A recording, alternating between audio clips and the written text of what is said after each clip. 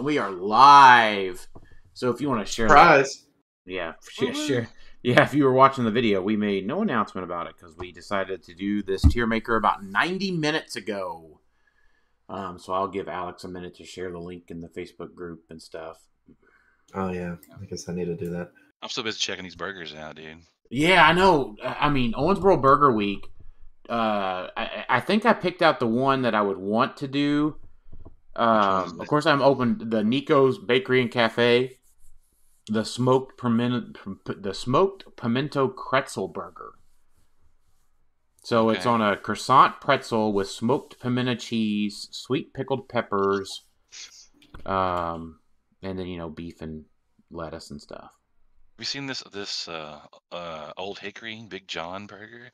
They're saying I just read where they're planning on selling like 3,500 of those. I don't know what a loaded tater keg is, but I want to find out.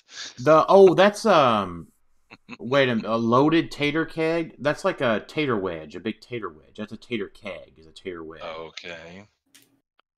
Okay. And also the Jay's Good Grub has this thing called the Your Daddy Loves Mrs. Patty burger. That's probably pretty good too. Oh, this is like naming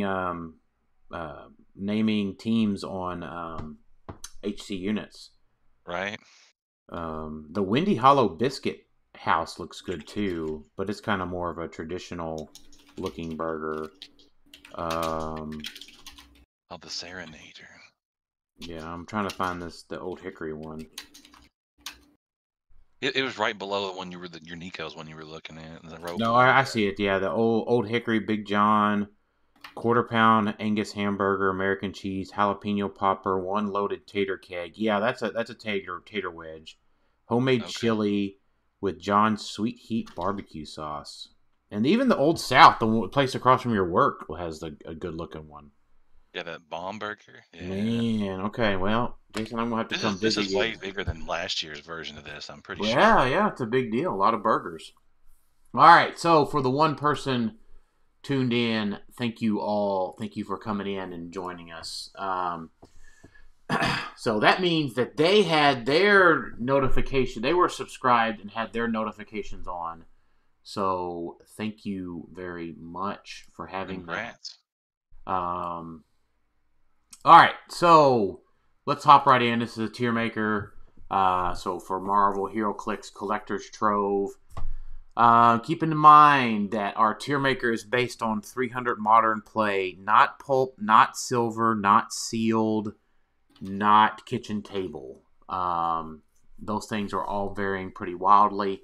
If we happen to mention something, see something that we think of as we go through this that makes us want to mention it, that'll be good for this version of silver, or this is really good in popper, but it's this what we're saying, it sucks in modern sort of thing. We might mention that, but keep in mind our focus is 300 modern constructed play when it comes to this tier maker. So this typically goes pretty quick, especially at the start. 001 Collector D. Yeah, probably. If he was like 50, maybe. Yeah. I mean, he's a bit much. Yeah, keep in mind, like, he was 50 in ABPI and was very similar in kind of like, he powered up if there was the non-character game elements and that kind of thing. Well, I mean, he still does that. He's 45 points now. I know. That's what I'm saying. The legacy is even better, right? For about the same amount of defense, right? The 75 for, even though let's just say he's 20 for 5 click, 20 defense for 5 clicks. That's just not worth it for 75 points. No, especially no moving attack or anything. Yeah. All right, Iron Man Sentry. I'm going to say that 5 clicks for 20 points may be worth at least a C. But I have a feeling that my realistic rating for that is probably a D. Because there's just, at 20 points, there's just so much competition, and there has been the past 5 years in that 20-point slot. It's probably more realistically a D when we do our retrospective. But I'll at least give it a C because it's 5 clicks for 20 points. So it is above, like, say, the Collector. Okay, that's fair. Yeah, I'm putting him in D. The only time you might be playing this is if you're playing it. Who makes it? The uncommon Iron Man, and you're probably not playing him. Yeah. To be honest, most of these commons are all just going in trashed here. With it's hard to look at this type of piece, the little support piece or the support power based piece. Hard to look at it when you have expendable goons around. So yeah, I'm putting it at D. Agreed. So Kree Accuser, I mean, at least gets a C, I think. Nope, D. Yeah, probably so. I'm giving it a little bit of benefit of the doubt. She's more points and less clicks. Doesn't fly. Yeah, you know what? That's right. I was thinking of C in silver, but it's a D in modern. Never mind. Baby Groot's a D. Yeah, because if we were to Guardian stuff, all deserves a look for pulp. They work pretty good together. Yeah, but in modern, I mean, Rocket is great for pulp at 35, but he's a D in modern. Yeah, he does. No, he doesn't. It's because he gets taken out quickly. But 35 point. I guess we have Shadow, so it doesn't make sense. I was thinking because he has Marksman. No, you're right. D. Yeah, we have Shadow for cheaper. Yeah, that she immediately popped in my head. I was like, never mind. Yeah. Take that back. Cosmo, same thing. 40 points for an enhancement. Because keep in mind, right, like within pulp in general, right, like at the 35 point dial of Rocket, he might actually survive one hit at 35. Yeah. Mm-hmm. So, Cosmo though, D tier. Shield Agent, D. Swarm of Ants. Swarm of Ants will be the one I actually put in C. 10 points for 3 clicks with Empower. And if you are playing an animal team, like if you're playing an animal team, you likely are playing a Swarm of Ants, right? 10 points to give plus one attack. Mm-hmm. Yeah. And Empower. Yeah, that's fine. I give it a C. You're not gonna. And it ignores characters. Like it does. Even if you're not playing Ant-Man or Wasp, if you're playing Animal or Spy, which Spy's not a bad one either, like that's a good 10 points to just kind of give +1 attack, +1 damage for close attacks. Mm-hmm. Thieves Guild member, expendable goon of thieves. Definitely C. Definitely playable. Because he's the goon most people don't want to try to take out, because if you roll 1 or 2, you remove all equipment. Yeah. When they take out this guy. Mm-hmm. Which everyone's equipped nowadays. So right. Because Killmonger's no longer around, so yeah, I like him. Now he doesn't do much, but you know what? He's definitely an expendable goon. Well, and the other thing to keep in mind, though, is that with these expendable goons, it's not bad to give him a universal weapon if someone isn't using it to make him TK. Mm-hmm. Oh, that's true. Like why are we in the Louisiana swamp territory in this set when we're supposed to be talking about cosmic people?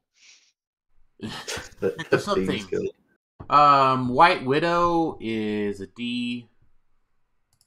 Yeah. Kree Soldier is a D. Definitely, Kree Soldier is definitely better than the Kree, not Kree Accuser. No, the Shield Agents is who I'm thinking of. Because they have the similar trait, but theirs is when someone does a shape change and fails. So no, I guess it's not as good. Either way, it's D. I was just thinking about the whole swap dial thing. Thanos is only really good in sealed and barely. I think he's just common, right? So he's just commonly good in sealed. I don't think he's great in pulp from what we've practiced so far. And he's definitely not good in constructed. Yeah. Adaptoid.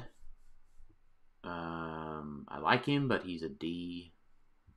So, is there anything with Adaptoid? I know in sealed or pulp there probably is, because he is someone that only 25 points, 5 clicks. He has to KO KO someone. somebody. He has to KO KO someone. somebody. Sure, but you've got the next character we'll talk about who kind of creates them, right? She creates adaptoids, and she would give adaptoids poison if they're within range, and safeguard poison, and like they have some enablers of adaptoid. I'm not necessarily saying for modern. I think he's D in modern, but I'm somewhat interested for Pulp because Pulp also has a lot more just standard powers displayed, Okay. and so he could KO someone, and if he KOs a rocket, for example, then he's sitting there with running shot, in cap, toughness, and leadership in addition to his powers for just 25 points. I don't mind that. Yeah, and the Iceman makes him a little better. Yeah. I get it. That's fine in Pulp. Yeah. D in modern. Monica Rapacini. Rapacini. D. Yeah, aim is bad. It's not. It's okay, but the only notable. Well, no, it's not really. The only figure that's notable in the whole aim keyword is Prime White Tiger. There's really nothing else. Yeah, but that's not true. Those little aim scientists. Well, I'm thinking like They're got some uses. if you're building around an aim team, right? Like you need to have some centerpieces, and it's really just that one White Tiger, and that's it. So if aim had some better pieces, then maybe she's a little bit better. Leadership, given the poison, safeguard poison. But until then, no, she's D. All right. Iron Man uncommon D. Yeah. It's not very good. Now, if the whole knockback damage and unequipped equipment thing is neat, but he's probably going to die before he gets there. Yeah. So. Yeah. And there's just not that much. Like, yeah. At 40, like, if you could do his little trick at 40, right, and, like, drop him off and free knockback somebody, maybe, or do a free attack of some sort, but no moving attack, no sidestep, minimal range. What would actually make him playable, in my opinion, is if it said when Iron Man or an Iron Man Sentry knocks back an opposing character. Oh, yeah, that'd be really good. Yeah. That would now make him playable, because now he can sit in the back at 40, he can hit a leadership and make a Iron Man Sentry. You could send that Sentry out, which would give up points if it dies, but they have the free knockback, right? Isn't it free? Yeah. Force Blast is free. They're equipped. Yeah, so then they could knock back somebody, and he says, "Oh yeah, they unequipped." Like that would have been a fantastic uncommon. That's like borderline playable, but it's a cool concept to work with the Iron Man Sentries. But him having to do it and it not being free is way worse. So yeah. Hala. If there was a tier lower than D for Hala, I would put her in it. you sound like someone that was burned by Hala in a sealed event or something. No, yeah, just I randomly I was reminded of her today when I bought a couple boosters. She comes wrapped in a baggie. Yes, that's right. So you open up the baggie and you're like, "Ooh, all right, baggie time." Oh, it's Hala. Do you think WizKids does that intentionally? No, I think it's. I think they could, because think of all the sets that like people either look for baggies or they look for like bigger figures, the heaviness. Mm-hmm. And there's been plenty of sets like Next Phase where you had that stupid Abomination that was big, so it weighed more. That was in Wonder Woman. Yeah, there's always those like bigger figures that's a common, uncommon, and not good, and it throws off your whole plan of finding that heavier chase or something. So maybe this one was in there to throw off the ultra chase. Yeah. Maybe. Be like, oh, I got one. It's Hala. Still a D. Star-Lord is a D. For modern. Gamora's a D. I mean, some great dials here for 25 points, but just not for 300 modern. I'm going to go ahead and say Gamora, Mantis, Nebula, Wasp, Gambit. Are all Ds. I've read them over here while we've been talking, and I have no redeeming qualities for any of them in modern. All right, so hold on. Let me look real quick. I know I'm going So to. Yeah, looks like to get this all the way through the comments. I've heard a lot of compliments of making sure we go through things and taking a second glance. Once again, I agree with you on Hala. Star Lord, I don't know if I agree with that because for 25 points, like having the leadership, and he's cosmic and marksman, and he gives you the Guardians one to be able to copy. I don't mind that for 25 points. Like that's C level of usefulness because you could just give him trick arrows for free, and he's got a 5 range. Like he's not bad for 25 points. A sacrificial 25 points. I'll definitely agree with Gamora and Mantis and probably Nebula. Okay. What about you, Jason? Do you agree with Dan on all of those? Yeah, I'm not playing these. I mean, I think they're great in pulp. I'm not worried about playing them in modern. No. They're competitive in those points, I feel like. Oh, I forgot. You said Wasp and Gambit also. I agree with Wasp and Gambit. I mean, he's got the unequipped thing and marksman. How many assassins and spies are there? Not that many right now, right? That people are playing. Plenty from Notorious. Yeah, but I don't think people are playing a ton. No. All right. Rare Iron Man. Too many points, in my opinion. Yeah, unfortunately. Yeah, where's his lowdown at? Yeah. Yeah, the click 4. Yeah, right. I mean, it looks like the split. You know what? I would have been okay with Hope Summers. Like where those first 3 I could have got those first 3 clicks for say like 30.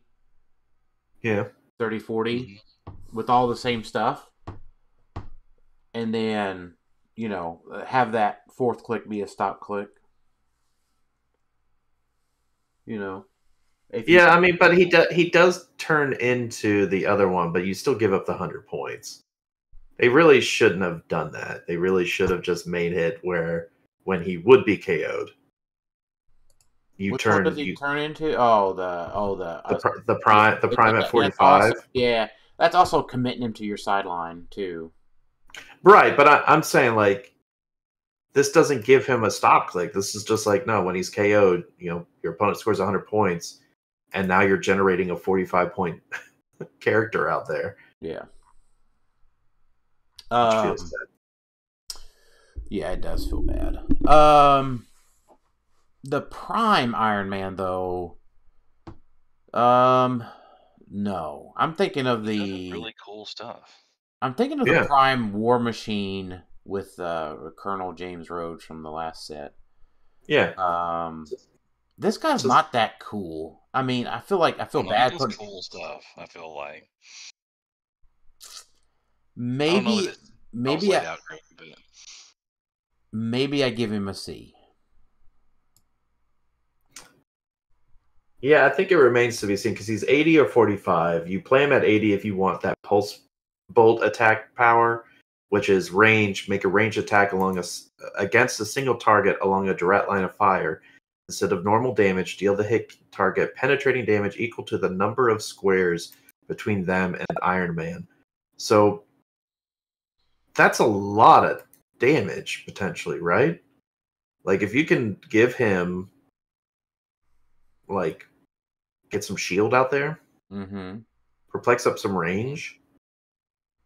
I mean, dealing 8 potential damage. Well, you could technically deal more, right? Because it's instead of normal damage, so it's you're not. There's no number, right? Like you can go as high as you want as long as. Well, I guess the range has to be 8. You're right. Yeah. 8. Yeah, that's not bad. Realistically, you're getting the 5. Yeah, I mean, I think the most that you could probably get would be 13. Not in modern though. Right. So I don't mind that. I don't know if you pay for the 80. So his other trait, the free once per game, choose up to 3 characters on your sideline with Stark Industries keyword, turn them any click. The chosen characters are Iron Man prototypes. At the beginning of your turn, you may choose one of the Iron Man prototypes. And can you use the standard powers displayed on the character's dial until you choose again? So not just one power, but all the powers. Yeah, I mean, I think if Put him this in the guy, Hall of Armor, right? yeah, Yeah, probably. Though they all have one um, special attack or movement power, right? Or yeah, but I think the whole, here's the thing: is like I look at this guy with other primes that he's going to be legal with after rotation, too, right? Like, and I just don't think this guy holds up to say, um, Prime Panther. I think he could on the right team. I think maybe the pulse bolt is a little bit of a bait because 80 points is a lot to commit to a piece that maybe you don't want him to necessarily throw out there. I could see him at 45. I know it's a prime, I get it. But if you look at the Stark Industries, I mean, maybe you have some good options to like make him the ultimate support piece or for 45 points or give him some like decent powers, I guess, because you could turn him into any click, right? So Yes. I would have to let me look at those. Are you Beginning of thinking your turn, anything? you Are choose you one of thinking Iron Man's anything higher than a prototypes. C though? I have him at B. Okay, Jason, what are you thinking? I mean, he could be a B or C. I I'm haven't putting had me. You have to sit down and think about it for a while. well. I'm gonna put him at C. Cause I'm gonna put Cosmic Ghost Rider at a D. Well, the reason I have him at B is because I think he's an interesting enough piece with Avengers keyword, which Avengers is getting back to being good, that I could see him being solid. Solid on some of these keywords that don't have good primes, assuming you're going theme. I could see him at B because B, remember, won't be on winning builds, but could make top cuts. And we've seen some oddball teams make top cuts. So it would not surprise me to see an Iron Man team come out of nowhere and he's on there. Yeah. All right. What do we think about Cosmic Rider? Eh. Just When don't he have. when Yeah. he hits, choose a hit character until your next turn that character has when this character is given a move or power action. After resolutions, roll a d6 and deal them damage equal to the results. Problem is he has to hit. Yeah. And he's just too easy to KO because he has no outwit protection. So yeah, I agree with the Groot is a D. I like his trait though. It's very thematic. Yeah. Drax is a D. how are let me look real quick because how are besides the ones in this set, do we have any other decent Guardians? Or is it just mostly from this We have set? those baby Groots from next phase. Yeah, we got all the baby Groots, we got the holiday calendar, and that's kind of it. We've got like a Kitty Pryde for some reason that was a Guardians. Kitty, That's right. Kitty's been a Guardian. That's right. Yeah, I when I said that, I saw Excalibur and I realized what I was. I remember her going out there. I mean Beta Ray. Yeah, I was just thinking with more of Groot, right? If you were able to get 3 or more friendly characters with the Guardians keyword, that's not terrible to be able to just charge and don't have the speed and 11 for 4. But he's pretty close to Juggernaut's probably better, so Yeah. not probably, definitely. Drax D.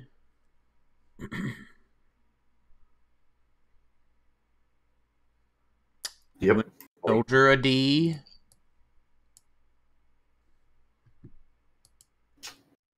Either 75.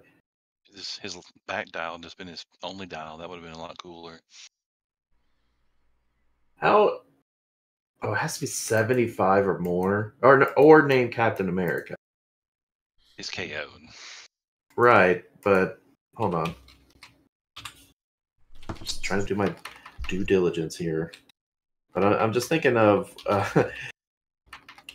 who is it? The one Captain America that's just going to die. The one in ice. Like he's just going to pop up and die anyway. So well, maybe. No, I mean you got Pegasus Cap. I mean that's just too difficult to. I was thinking if there was like a Pog of some sort, then maybe there would be something. Yeah, there's the Pog. No, it's not a Pog. Never mind. Yeah, the Captain America makes that Pog. Makes Pogs. Yeah. Yeah. Mm-hmm. Yeah. If there had been a Pog like we had before Wait a in minute. Avengers Forever. Doesn't Rick Jones still do that? Did he make those Pogs? He's 60, Avengers 60th, isn't he? Yeah, he Oh, retired. he's gone.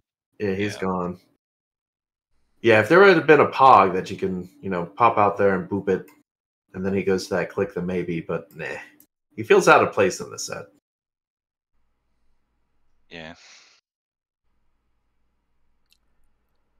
I don't know why. Okay.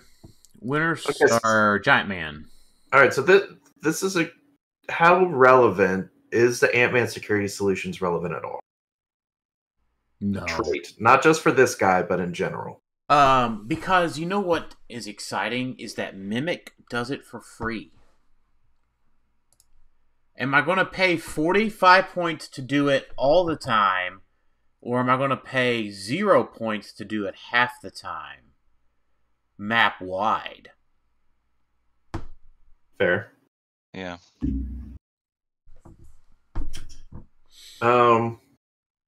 Yeah, this Ant-Man's not very good because he's a giant also. He does have TK, which allows you to, target.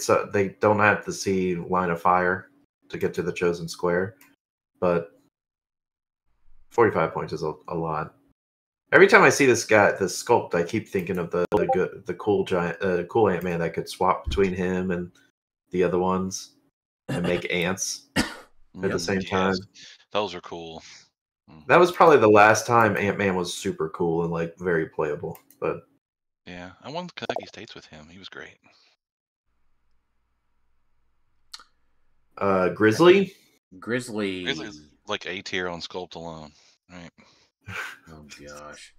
The Sculpt's awesome. Look at it. He is. It is. I know. I pulled 2 of them today. I know. I've pulled so many of this guy. It's so annoying. I probably have like 3 or 4. Yeah. I don't know why he's everywhere, but he is, and he's not very good. All right, but he's a D tier. Yeah. Now, all right. I see people talking about Thor. Yeah. Something crazy that he's, really good at 50. You gotta kill him a bunch of times. But you think that's crazy? I've just been paying attention to the comments on Facebook.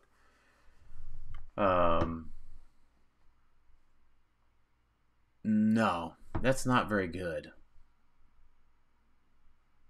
But you got to take into account Mjolnir with him.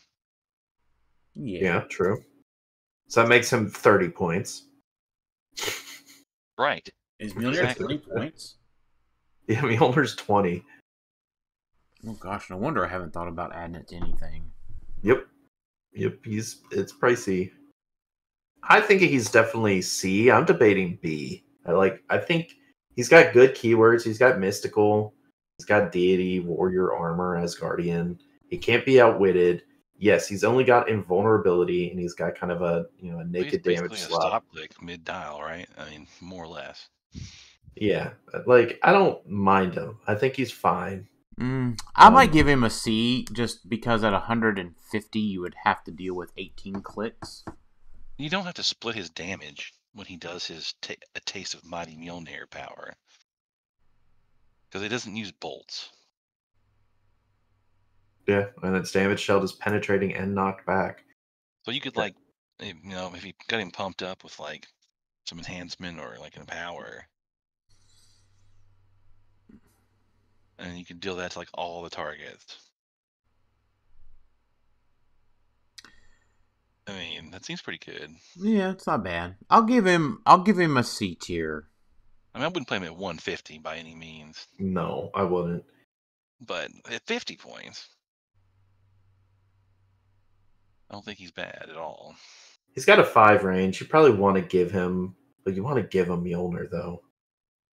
Well, you definitely want to Stormbreaker. give him here. Yeah, the problem is he's got to charge. That's kind of the crappy part. I would much rather him throw Mjolnir. Well, he does. He charges up and then he throws Mjolnir. Unequip. I guess you're right. I guess he technically does. That's I'm like reading it better 8 now. square Yeah. range, basically, because it's Yeah, or you perplex him up, and then it's like even farther. you're right, because you could charge 3, and then when you go to make your close, you do this close, unequipped equipment, place it in a square within range and line of fire. Okay, that is better. I'll make a B. Yeah. I'll make him a I B. think I'm going to put him in B tier, yeah. Ian, we will be ranking the weapons apart from their association. Oh yeah, but we are ranking the characters based on the equipment available. Yeah. Juggernaut is probably my first B tier. Oh, Juggernaut, I'm debating if it's an S tier. Oh, you think Juggernaut's just a B tier? Really? He reduces 10. Yeah. He doesn't have speed. You know, he full speed charges. Yeah. The biggest knock. Safeguarded outwit. The biggest knock on Juggernaut is the fact that he can't automatically break away from characters. So, like, if he gets based, it sucks. But at the same time, his attack power is stupid. I mean, Giant Reach 2, which you don't really want to use. Close, make a close attack. You don't even have to hit. It's an after resolutions effect. So close, you make an attack. After resolutions, deal 2 damage to each adjacent opposing character. If Juggernaut destroy terrain this turn, the damage dealt is penetrating. Cool. So He doesn't even have to hit to do that, right? no, he just goes up and he just makes a close attack. And if they roll shape change, cool. He still deals the 2 damage at least. Yeah, maybe an A. I don't know. I get what y'all are saying, right? He just feels too basic, but Well, don't and then put the Crimson Gem on him. Then, he's going to have breaks blocking, super strength. yeah, and I understand Safeguard Mind Control means jack all right now because Yeah, I'm not even worried about that. Here's the thing that I think of is that Juggernaut is in a good spot to win, and Colossus is, until folks realize that a universal weapon has to go on every team and that precision strike is a must. Now, and maybe also, I know we haven't, and Ricky's here in the chat, yeah, I realize he did win this past weekend, and it's a big deal to win something like that, so it's awesome. But maybe Juggernaut's better because he's more available than Hadari. I think he's better because he reduces penetrating damage and he has a long dial. I mean, think about Kong. I mean, Kong was great because he could reduce pen damage and he only had 4 clicks, so he could survive. Well, Juggernaut Kong was also colossal. That helped. Sure, but you're talking about like precision strike. Well, you're gonna have to precision strike this dude 8 times. Hadari also hits him for 3, and he's kind of like, okay, cool. I'll come smash you. It's still 11 for 3. He's not crippled. It depends on the Hadari build, but yeah. Sure. I mean, he's very, very similar to Colossus. That's why he's played like Colossus as kind of a point denial thing, right? Yeah. Whereas, like, it's difficult to get Colossus down dial. It's difficult to get Juggernaut down dial. Does he deal a ton of damage? No. I mean, 12 for 4 and then the 2 damage to everyone. Sure, he can hurt somebody, especially because he could pick up something with super strength from the Crimson Gen and smash it. So he's not like he doesn't do anything like super, super unique that you're like, this is game breaking, but he's incredibly efficient for the points. 80 points, which is not even a fourth of the build. It's slightly over a fourth of a build. So you've got so many points that you can still play with, and he can just be a threat. Yeah, I get it. I like him a lot. He's got great Yeah. keywords. Like I have him as S tier because I think people are definitely going to be winning with him. Because I think he goes on a lot of teams and can really very, very efficient for the points. I don't disagree. I'm just going to leave him at A. He's yeah, A's good. I'm fine with A. He's probably barely an A for me though. Yeah, maybe he's just not your style, but he's just really, really good though. No, I mean he's my style plenty. I mean, I played Kong. I mean, I don't really have an issue with it. Him and Kong are quite exactly the same, but yeah. I mean, I'm not adverse to playing Juggernaut. It's just, I mean, he needs just what, one perplex and a TK, and he's across the map. Yeah.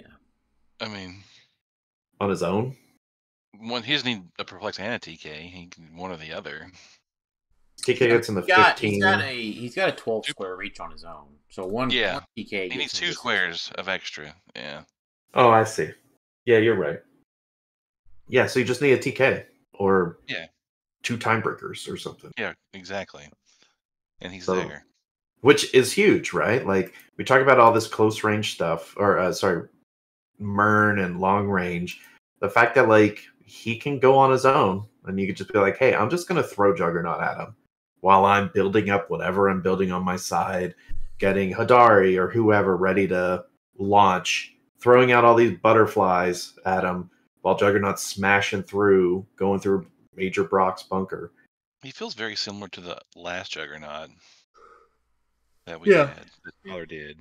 Yeah, it's very similar to Speed's Knot. I mean, I get that. I mean, and he was it's just more playable. This is probably better. Yeah. Yeah, unfortunately, and that might be a change of times. It probably is. Yeah, Speed's Knot just got aged out, basically. Well, and I mean, imagine if Killmonger still existed, we'd be like, nah, this guy's bad. Because you're going to equip the Crimson Gem, and then everyone would have those rollouts. Though I guess with his trait, that wouldn't have mattered, right? You're still dealing 2 damage to everybody. So, yeah, I like Juggernaut a lot. That's why I have him at S tier.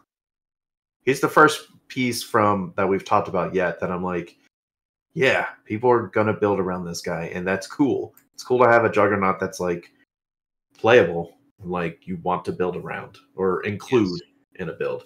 I'm not gonna talk you guys out of putting him on to S tier. I mean, I'm just barely putting him in A. I just think he has a lot of counters that may not be prevalent right now. That I think will be prevalent really soon. Like what? Because he's not that affected by Beetlejuice, right? Sorta not. I mean, he is, because his thing that you're just talking about with his close attack is a close. So, I mean, you have to play. Sure. Yeah, I mean, I just think Chair Panther usage goes up on the rise even more. You know, I mean, I'm pretty sure to do what? To block the Beetlejuice. I mean, because I think he is really effective by Beetlejuice. Helps him. Yeah, that would help him though. That helps him, not hurts him. Yeah. No, sorry. So, I'm not saying that correctly. So, I think it depends on the Beetlejuice situation. Rollouts matter against him. But he has nothing. No precision, Battle Fury. Well, they do and they don't. Or exploit. Because if they roll out, you still do the 2 damage to adjacent opposing characters. To each adjacent opposing characters. Yeah, I get it. So like he circumvents that. So yeah, oh no, I whiffed on the 12 for 4. Well, I'm still dealing 2 to each adjacent opposing character. Likely it's penetrating because I'm probably destroying something. Yeah, I get it. He has to destroy a terrain marker. It's just a terrain. That's better. Yeah, that's everything. Like I'm on the map and markers. I get it. I mean, I'm not discounting him by any means. I think No, I think he's really good versus Ultra Chase Collector. By the way, just for what it's worth, yeah. I do believe that he is really good against that team, which seemed to be really prevalent in Kenosha. So, Yeah, I think he's. I like him. So yeah, and I think your opinion on him is perfectly valid. I think I mean, he's not good. an I'm ranking him amazing. an A. It's not like I'm saying he's a D here. I'm just saying he's an A, but barely. I mean, that's it. All right, we've talked Okay. enough about him. Yeah. What about This the is duck? well. First off, this is probably the most we've ever talked about the non-prime version of a figure ever. Probably. I don't know about that. There's a lot of non-primes that were like, oh, This is the first time we've had cool super rares to discuss in a long time. that's true. Both That's super rares thus far are great. That is very accurate. Juggaduck, I'm also putting in A. Really? Explain to me why everybody likes Juggerduck. Yes, thank you, Jason. I'm on the same boat. So, really, really good keywords. He Okay. has Charge Flurry. Okay. At 50. Yeah, he doesn't have any other dials. Yeah, he's at 50. And then he has Safeguard. So for me, he's Charge Flurry. He gets the gem. And then he's got Close Combat Expert, so he's 11 for 4. The Safeguard opposing prob, I think, is really huge right now. Because there is a lot of prob out there. John Con, we've seen a lot of John Cons on the sidelines prior to the past few weeks. So that's a realization that there's a lot of prob out there. So Safeguard opposing prob, I think, is a big deal. And then the knockback thing, he just gets really far, right? Because he can knock him back, get adjacent to him. He does have a stop click. There's a reasonable number of characters with the future keyword that are just randomly good. You're not thinking about building around future typically, but there's a lot of stuff in there that just is randomly good with future. Like you're talking about Per Degaton, Reverse Flash. Yeah. You're not building with their key. You're not building with that keyword.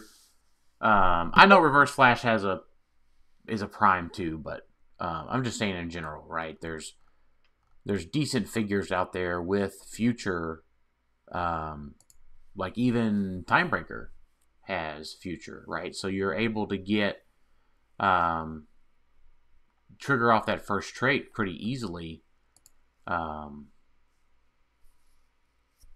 So handing out the Guardians TA is not nothing too. I mean, Guardians TA is probably slept on. So that's why I like Juggaduck. I mean, I'm debating between putting him in C or B. I don't think he's very good as a prime. I think he's solid as a prime. Like he feels like Iron Man to me, but he's outwittable, which sucks. You would think he wouldn't be, because if Juggernaut got it, why wouldn't Juggaduck get it? Maybe that would be the saving grace for me if he had that. Maybe he's just a little bit of a quack. Nice. But like, I get it. I get the charge, flurry. I get all that. 11 for 4. Sure. He doesn't do much besides that. He doesn't get across the map. He also guards characters, so he doesn't get tied up by a pog. That's true. I do like that. It's almost as I wish he had just a couple of things that the non-prime had. Like, I wish he had full charge, or I wish he had outwit protection. Those are the two main things I feel like he's lacking, because otherwise I'm just outwitting the charge, or outwitting his invulnerability and just tapping him for 3 and then precision strike him once. Yeah, only if you have, only if you have Chair Panther. Why only Chair Panther? Because you're not outwitting him with Beetlejuice on the map. Okay, that's not a valid argument, but it's a point. But that doesn't make outwit He's just. not flirting with Beetlejuice on the map either. It's Yeah, good point. You alpha first with the duck, then you call Alpha. Wait, how are you alphaing with this guy with a 4 movement charge? Just say I don't know. Same way you alpha with anything else these days, I guess. Like a Juggernaut who charges for 10? Timebreaker Pogs and TK and shit. Stuff gets. You'd have to have a shit ton of Timebreaker Pogs to get this guy to alpha. You're talking. He's omegaing at that point with how many turns they'll have to pass. No, the pog gets you 2, so that's a total of 3 squares. Then on turn 1 you get 4. Then on turn 2 you get 5. So that's 5 squares, and then a TK is 9. It's a lot of work. No, it's just pretty normal these days with the Timebreaker Pog usage going up. I think he's a B, maybe.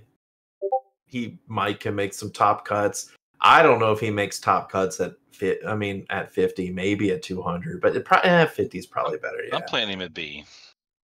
Yeah, that's where I have him too, at B with the other prime. That's totally fine. All right, Beta Ray Bill.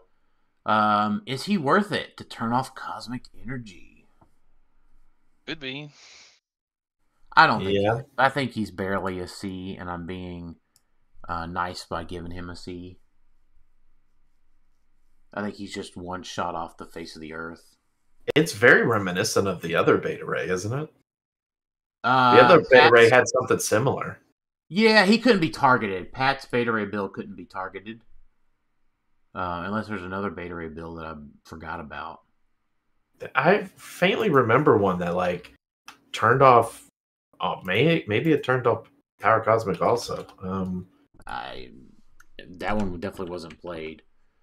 Yeah, maybe. The last Beta Ray Bill that we had was good. Was Pat's. Yeah, I think you're right. That might be what I'm thinking about. What were you thinking about? What did you say? What? What did you say? Hit him at least twice to kill him. At least. Yeah, because he's the Stormbreaker or whatever. And then you can just Tamima hammer that back and do it again. He shares keywords with Wonder Woman. Death Metal Wonder Woman.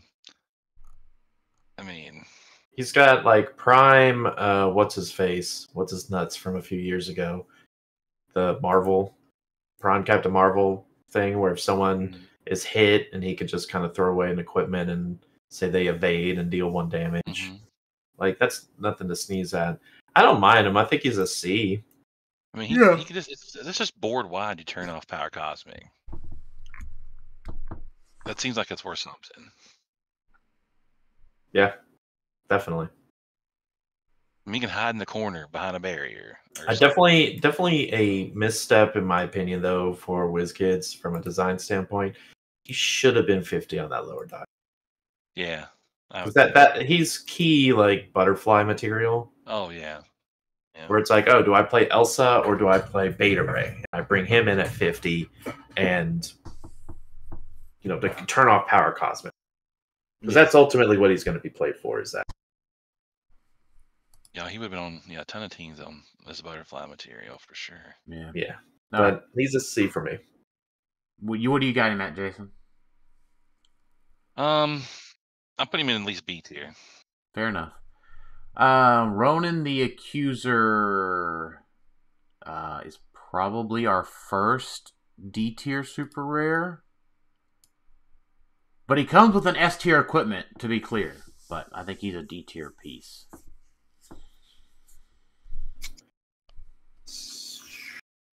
Maybe. I mean, he's better than D tier, isn't he? I mean, not really. I mean, there's a lot of garbage in D tier. He's just better than. Yeah, he is, but that doesn't mean he's still good. I mean, just because he's at the top of just because he's on the top of the trash can doesn't mean he's not in the trash can.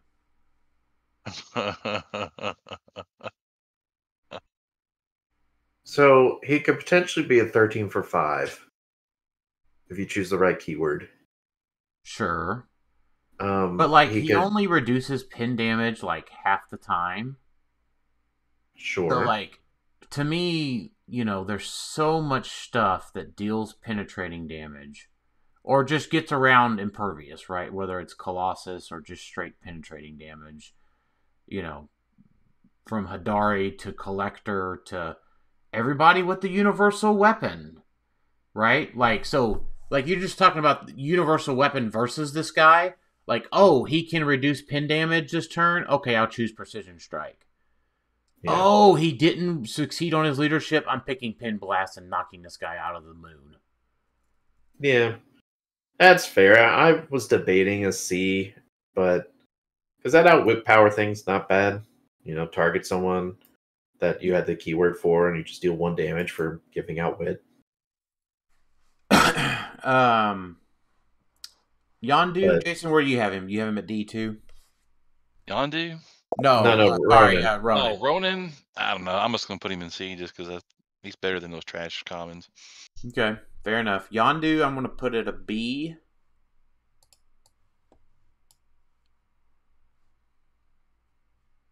I don't think he needs any higher than that. Yeah, I'm debating whether lower.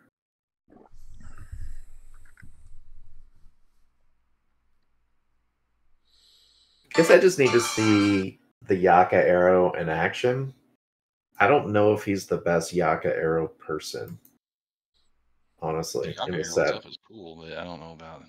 Yeah, I I'm not a think, big fan of the dial. yeah, I'm leaning more C.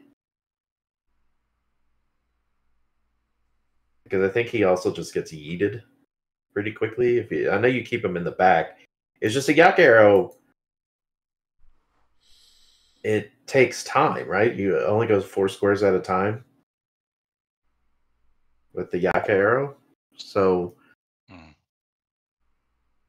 yeah, I think I'm putting him in D tier.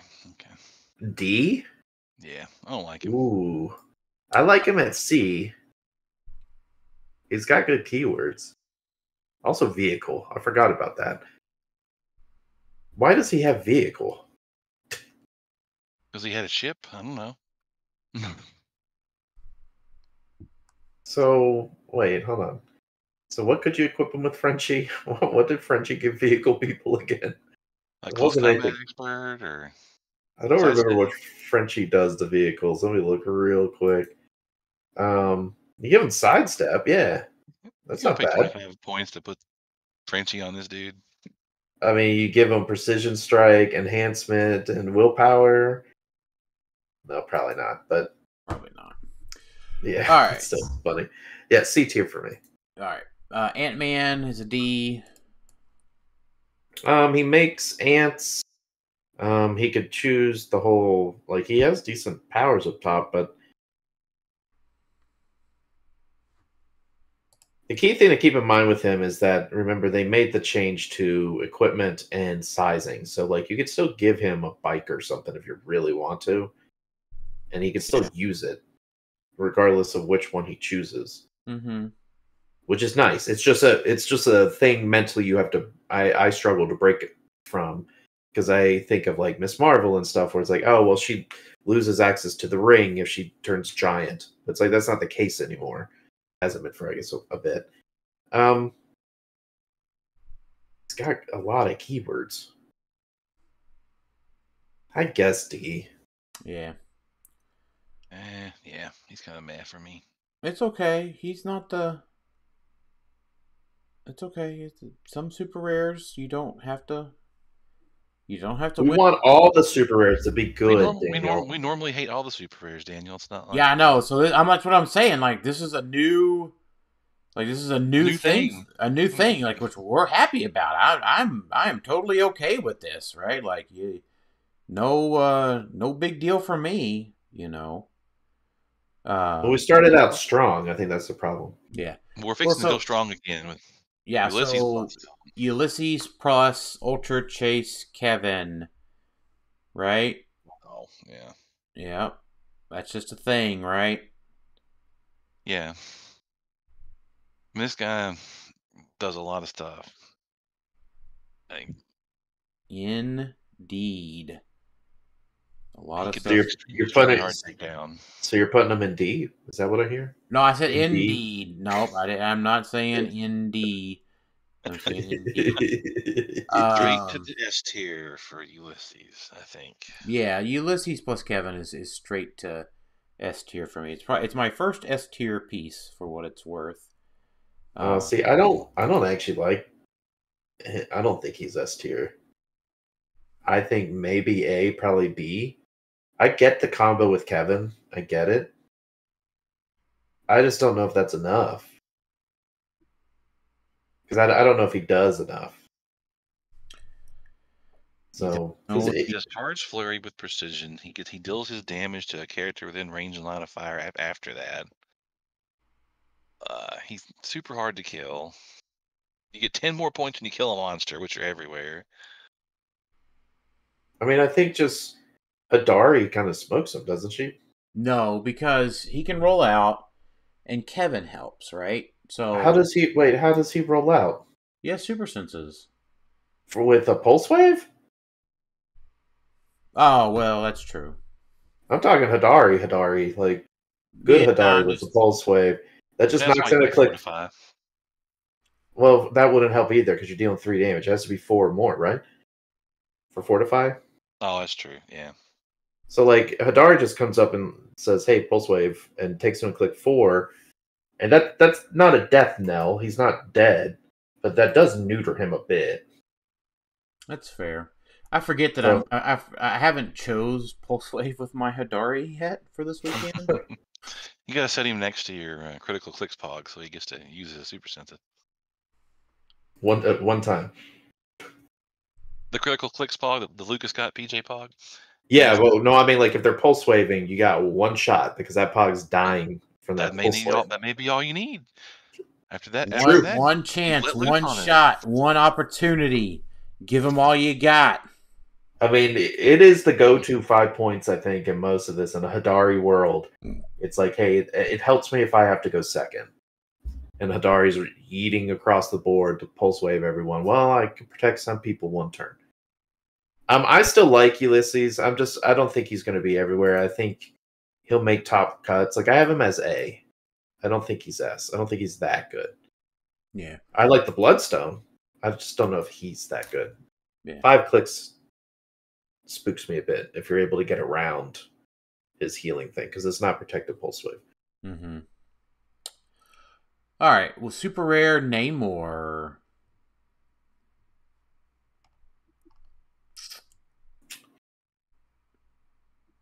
Yep. D.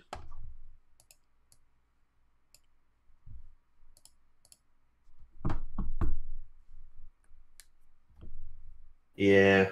Yeah. Not a fan of these split dials that they're doing. Yeah, I don't like this one that great. Same. Okay. What about Namor Prime? I like Namor Prime a lot other Namor. I think he's at minimum a C. Because the fact that clear terrain on the lowest elevation is water is huge. Like on the right map, the whole map is water, except for like other printed terrain. And so that's huge if you want to give him universal weapon. Like if you don't want to give him the whatchamacallit, you don't have to. You give him universal weapon to get what? Quake? Which one is it for Poseidon? Quake, right? Quake. Yeah. And so it's like, okay, well I'm definitely in water terrain. So I can Quake you guys, and then I get swapped to some other power if I want to. And then he's making these good pogs, charge, blades, exploit pieces that also have Dolphin. And I know he's 200 points, but he's got 3 stop clicks. Mm-hmm. He has the whole when he makes close attacks, opposing characters within 4 squares occupying water are adjacent. Like, all of that's solid. So I like him a lot.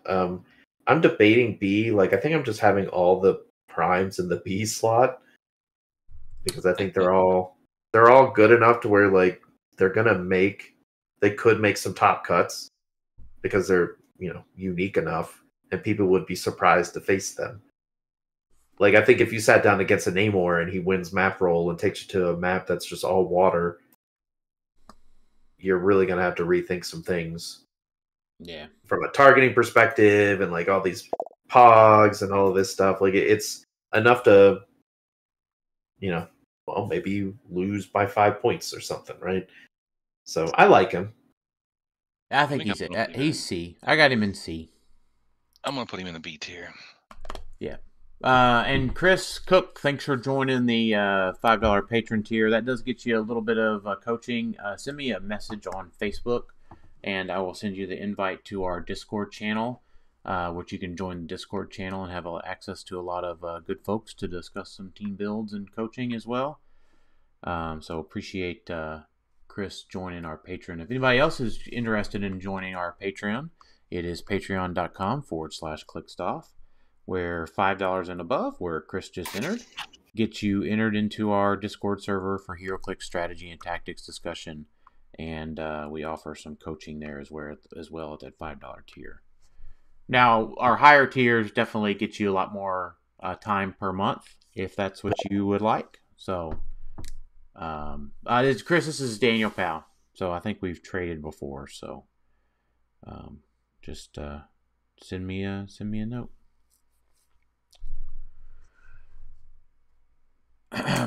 Okay, Loki Chase.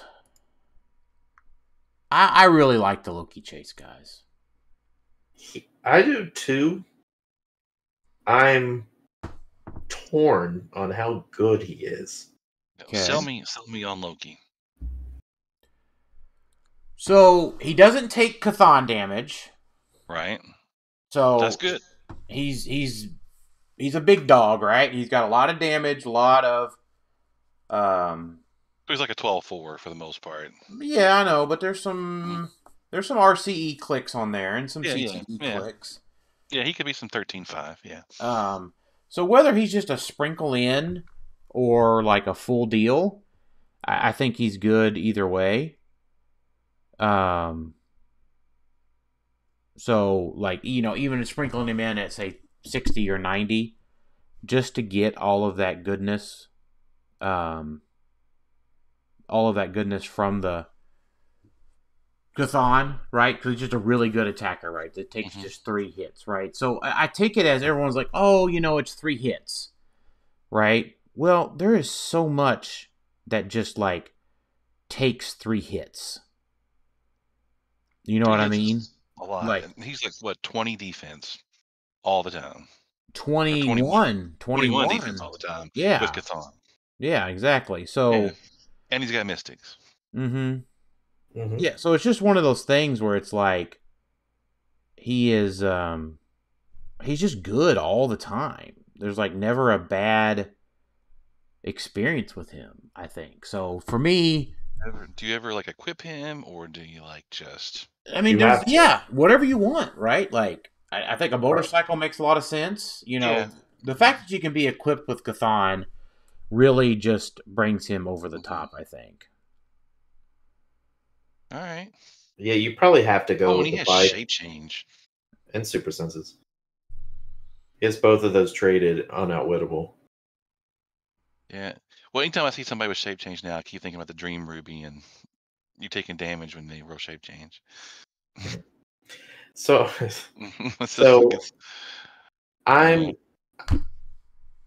think you have to give him a bike because he's only got like 2 clicks of hypersonic and 2 clicks of sidestep, and then he has no other move and attack. Yeah, that's what I was thinking. So he has to have one. Where I struggle with is how to fit him on a team. You don't really want to play him at 30 because that's 1 hit, right? He just gets hit once and he's gone. Yeah. So like 60 to 90, maybe 120, but I'm thinking 60 to 90 is the sweet spot. That is still a decent amount to commit. And so you have, because if you're given a bike, right? So that's 75 or 105. Like, so is 2 hits enough to be worth it for 75? And I don't know if that's true. I don't know if that's enough. So is 105 enough? Like, he's cool. I like him. I'm probably putting him in B. Yeah, I mean, I think B's probably appropriate for him, but man, it just seems like A really feels good to me. I just don't know what team he's going to be on to win. Like, he's could fit on a lot of teams. I get it, but what role? Yeah, I agree. I get what you're saying. I don't know, and I don't have that necessarily fleshed out, so I'm gonna put him at B for now. But Yeah, that's how I feel. it's a I really like this at B, and man, he is almost there. Yeah, it's that there is not a team that exists for him currently. So it's hard for me to rate him higher than a B. But I feel like a team could exist that can utilize him better. For sure. For sure. It just, we don't have one yet. And don't discount the fact that he gives you, Infinity Gem one shots if you probably only ever take one of them because it's a May. But it is free and some of them are decent. So don't discount that. That is, getting you something. I agree. All right, now. All right. We've had a lot of goodness here, folks. A lot of goodness. Are we ready to put a Chase into D? Oh, definitely not. I'm not putting him in D. No, he does something nobody else does. Yeah. What's that? He can turn your one-shots back over. Yeah.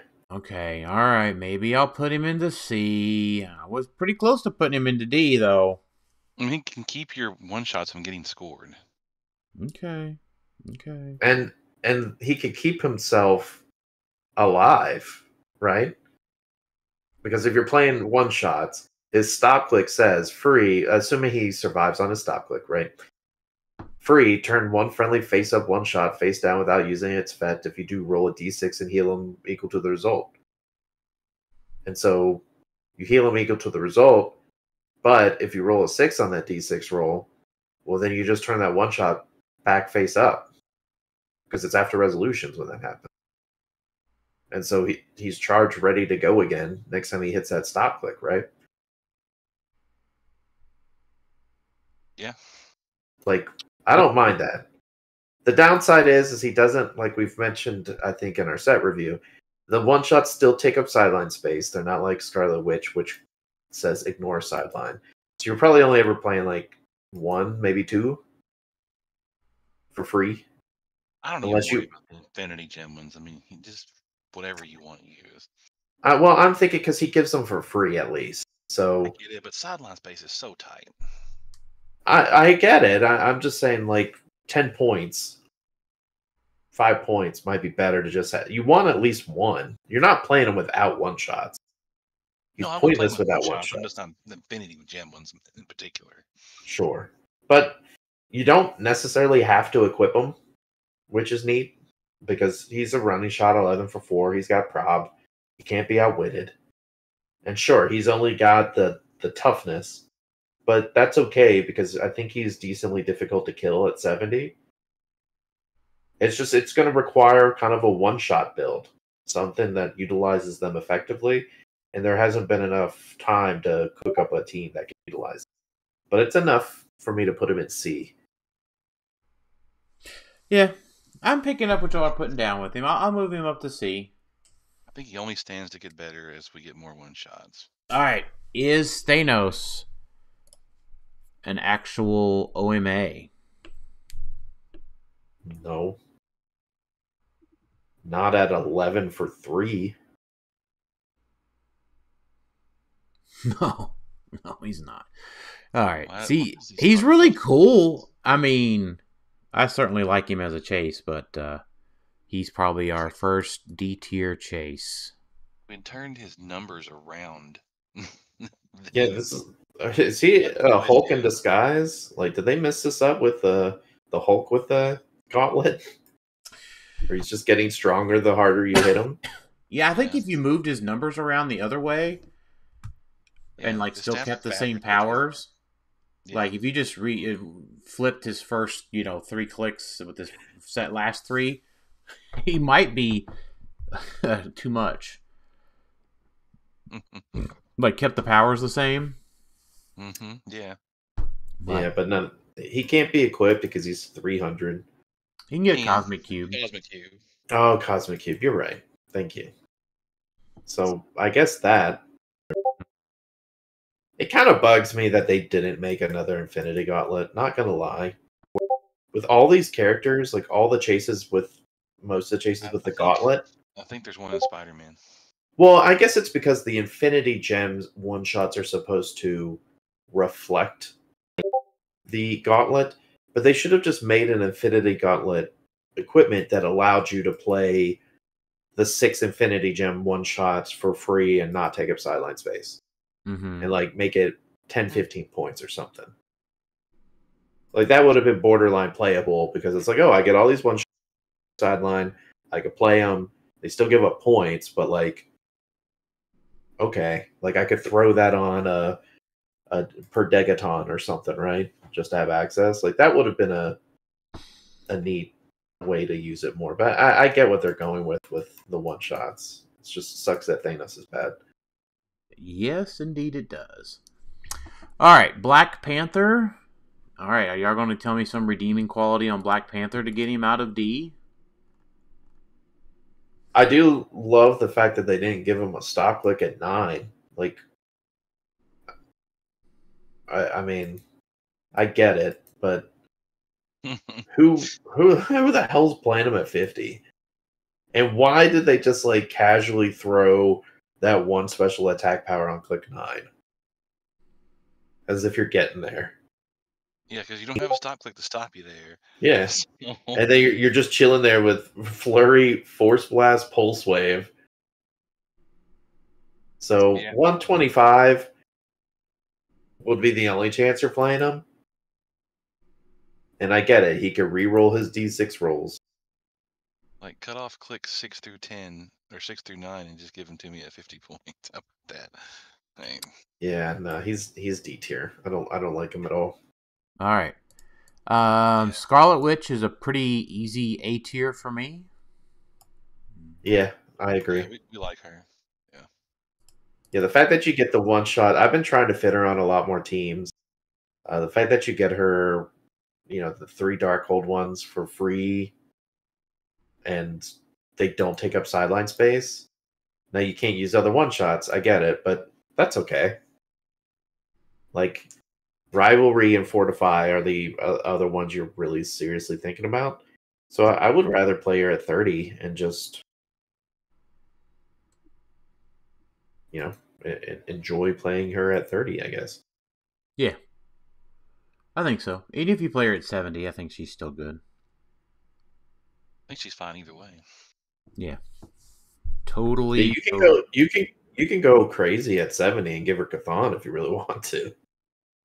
And just be like, all right, if you're not going to beat up this Scarlet Witch, I'm going to do it on my own to get her to click 5, so she's 14 for 6. Yep. Yeah. So yeah, I have her at A tier also. I think she's very good. Yep. I also agree with that. Dr. Doom. I see a lot of hype for Dr. Doom, but I'm not seeing the hype. So Leadership Mastermind, when he uses Mastermind, friendly characters within 4 squares with the minions of Doom are considered adjacent. He makes Doom bots, which they're solid. Sidestep, Energy Explosion, Vulnerability, RCE, so 11 for 3. Like he's barely C tier for me. He also gets you the 3 Darkholds, same way as Scarlet Witch. He's got a stop click, 2 of them at 225, but I don't think you dare play him at 225. I mean, he's got Ultron-esque feels. Because of the whole, free one-shot. If you used a one-shot this turn, he could count, range, and draw lines of fire from friendly characters named Doombot. So I don't mind him at 75 just to keep throwing Doombots at somebody. Like, that seems solid to me, because those Doom bots are good. Yeah. And he has Mastermind, and he can Mastermind. So where are you putting him? I'm probably a B. I like him around the Loki age. Like, Okay. solid. 75 points isn't bad. He's got Warrior, so if you want to give him, a Tomb? I don't know if that really does anything for him. But it doesn't. But I like him. I mean, the access to the 3 Darkhold one-shots, too. I mean, that's, 15 points? Yeah, so he's only 60 points, right? Yeah. I don't know. He's okay. Yeah. He's probably B tier too. I kind of want to play him with Falcon just to play with the Pogs. Yeah. Butterfly, Falcon, this guy, a few other Pogs. He's got a lot of good keywords though. Yeah. He can throw a lot of things out there. I like it. And I like the fact that he can't be lower than C tier because he makes a free Pog at the beginning of the turn. He's barely C tier, but I mean, I'm just keeping him out of D tier just to be nice to him. Well, I think I'm happy that WizKids has gone away from tying Pog generation to leadership, because that was their thing for a long time. Was, you got to hit that leadership and you make a Pog. Well, no, now we've got a few that are like, hey, beginning of turn, you make a Pog. Mm-hmm. And that's great. That's great. Because those Pogs can also, they can take the damage from when you bring out a Beetlejuice. Yeah. Yes. So C tier's fine. Doctor Strange. Well, it's that time of year, gents, where WizKids makes a Chase Doctor Strange that sucks. Because I feel like they consist. We've had 3. I feel like. Let me look.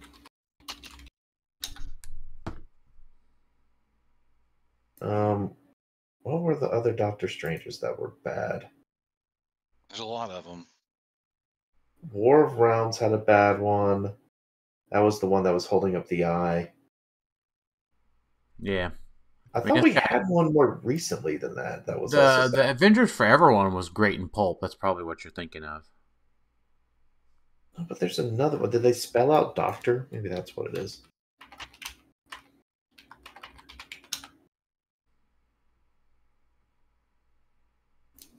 Because I swear there was one that was. Maybe it is the one you're talking about? Huh.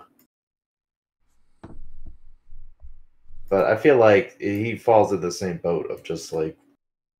It's just not good. If he doesn't have a stop click, you're probably not playing him at 40. He just doesn't do anything. Does he do something that I'm missing? No. He gets to turn Darkhold one-shots face up. When someone uses Outwit or Perplex in his range. Yeah, it has to be an opposing character, so that's not even that great either. Yeah, because they're probably not going to get to use Outwit or Perplex within range anyways. He's probably going to Beetlejuice. Yeah. You got it. All right. You don't even have to use Beetlejuice. Just go up and like lightly tap this guy on the face for 4 damage, and he's dead. Yeah, he's not even as good as the Avengers Forever. Yeah, no, this guy's just really bad. Yep. Like, if it was 75 points for that top dial, maybe you got something. But it's 100. That's ridiculous. Ridiculous indeed. All right, what about Agatha? Agatha's okay. Agatha? She's okay? Like, is she a C? She a B? So she's got the Darkhold one-shot thing. Cool. Traded shape change. Is beginning your turn. Agatha may generate an illusion marker into a square within range of line of fire, max 3. Free, place Agatha into a square within 6 squares with an illusion marker. If you do, heal her 1 click and then remove the illusion marker from the game. So she's got like a Felix Faust, like, bamfing around type thing. Mm-hmm. That seems fine. She's got Outwit, Perplex, Prob in her first 2 damage power clicks. When she uses them, she may count squares for range and line of fire from an illusion marker. I mean, all that's good. She is kind of easily able to be killed. Mm-hmm. Traded Shape Change helps, though. Like, I think she's okay at a 6. She might she might be a little overcosted. I mean, not a little. She's definitely overcosted, but maybe with the Darkhold one-shots, because they are the better one-shots, that she's okay. Yeah. So I'll put her at C. Yeah, I'm not real high on her either. But she's not D tier. Yeah, I'll put her at C. All right. Ultra Chase Collector. Good old S tier Ultra Chase. Yeah, I was debating between that or A, but I feel like he's seen a lot of play. So I feel like he's going to keep winning. Cause him problems? What was that, Jason? Is Beetlejuice going to cause him a lot of problems or not? Apparently it didn't Kenosha. Well, that's just that anybody play Beetlejuice. I don't know. I mean, his give the token thing is free. So, I mean, it's a fair question. Right, but if they're bringing Beetlejuice out, they are limiting their own selves from making like a bunch of attacks and stuff, right? And Well, to take this guy, well, like you can't running shot pulse wave him. No, but like, you just running shot shoot somebody. Right, but you're gonna have to do that kind of stuff to take him out because he's gonna have what traded shape change, not traded, but equipment based shape change. Like well, he's Collector just has shape. Collector has shape change just on his die. Yeah. Oh, you're right. He's going to have super senses from a bite, likely. Yeah, like you're going to want to try to pulse wave if you can, like a Hadari or something. So my thought is that you have to hit this guy fast and hard to take him out before he starts just yeeting your pieces with the collector tokens. Mm-hmm. And you can't do that with Beetlejuice. Because Beetlejuice just can't do that with Beetlejuice. You can't just take them with the collector tokens if you have Beetlejuice. Right. I understand that, but he's still 200 points. Like he could still yeet some stuff just by shooting him. I get it. So, like Beetlejuice slows him down, but I think it probably inhibits the Beetlejuice player more because they need to be getting as many attacks at him as they can because he is 200 points with 3 stop clicks. So, and maybe there's a reason we haven't seen a lot of just pure mainboarded Beetlejuice is because it's difficult to play, and maybe the current meta just doesn't fit it right at the moment. So he's definitely S tier for me. I think he's won already or come close to it. So yeah, I think he's incredibly good. I'm not saying he's bad. I'm just asking the question. No, it's a very good question, Jason. Like I think I'm putting him in A tier. Yeah, I think it's interesting because I think in our set review we did hype him up cautious, and then people are actually starting to play. And I think it also helps that he's kind of everywhere. I think everyone has an Ultra Chase at this point, almost as much as Kevin. I've seen so many pulled for an Ultra Chase. Yeah. All right. Well, the 4 figures: Collector, Nebula, Gamora, Ultimate Hulk. Anything redeeming about those? Maybe Ultimate Hulk, but I don't see anything before Ultimate Hulk being higher than a D. All right, so we did not have this collector when we did the set review. This one is free. Generate the collector's display case terrain marker, and then characters on the display case terrain marker modify attack -2. And then he has in cap where he could just put characters in the square. I just want to mention that because we didn't in the square of the terrain of the display case terrain marker. I just want to mention that because we didn't review it because it wasn't a thing. Other thing to note is that marker itself has other terrain markers can't be placed on this, and characters in this marker's square must break away to move and can't be placed by effects. So once they're in the case, they have to try to break away to get out of the case, and you can't TK them out of the case. Yeah. So they're tied up. Yeah. So that's cool in concept, like how they made all of that work. Mm-hmm. And he could keep making the cases, like max one, but like if someone just shoots it, well, he could just make another one. He's got invincible. He doesn't have a move and attack, but he does see through hindering and ignore characters. So I don't mind him. I like him a little bit. Yeah. I don't know how he's going to be played, It's but interesting. yeah, it's almost interesting enough for a C, just because that's where I put interesting pieces that do unique things. So like I'll probably put him at C. But I agree with you, Daniel, on like Nebula and Gamora are bad. And Gamora like gets +1 stats if somebody on her squad hits that turn True. for 35 points, and she scores 10 extra victory points if she has kill somebody 30 or less. I don't know. She's not horrible. She's got charge, precision strike, and power. A rollout. I don't know. Just saying. She got 2 targets. Yeah. Yeah, I'm tracking with you. I mean, 12 That's for 4. close. Yeah, that's Like, close. The problem is the shares a keyword like assassin and warrior. no. They somebody on a friendly character, so you can have her on a theme team anyway. No. That's what I mean. Yeah, Like, I mean, I know if you're gonna play those, I'm just saying, like, is that how it's worded on the card? It's sibling rivalry. Maybe. I think that might be a typo. I wasn't sure. there's a lot of good warriors and assassins out there. I don't know. That's true, Jason. You're right. Maybe on an assassin team.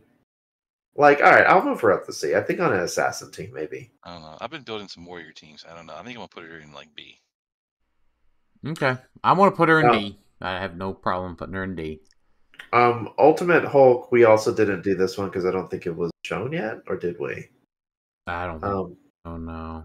He's got ultimates, which we don't have many of that from a team ability standpoint.